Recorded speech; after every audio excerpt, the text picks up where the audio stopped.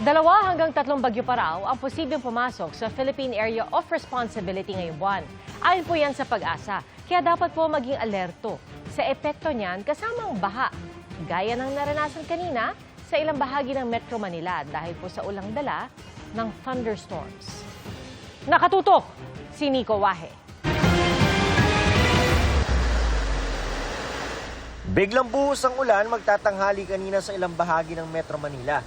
Sa Quezon City, pag-ulan na may kasamang kulog at kidlat ang naranasan.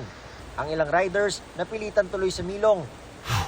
Bumuhos din ang ulan sa Santa Mesa sa Maynila, kaya ang daloy ng trapiko bumigat. Sa ilang bahagi ng Pinagbuhatan Pasig, bumaha rin dahil sa lakas ng ulan. Thunderstorms ang nagdulot ng ulan sa ilang lugar sa Metro Manila kanina, ayon sa Pag-asa.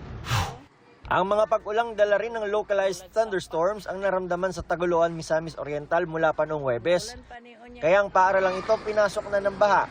Mauna ni siya karon ang among room. Tulong-tulong muna sa paglilimas ng tubig ang mga estudyante at guro. Ayon sa school head, bukod sa malakas na ulan, nagpapabaha rin ang naging epekto sa kanila ng drainage system ng ginagawang konstruksyon doon para sa karagdagang classroom. Para mapigilan ng pagbaha, nagbigay na ng lupang panambak ang ilang stakeholders. Ayon sa Pag-asa, 2 hanggang 3 bagyo pa ang inaasahang papasok ngayong Hulyo. At sa nalalabing buwan naman ng 2025, 10 hanggang 18 bagyo pa ang inaasahang papasok sa bansa.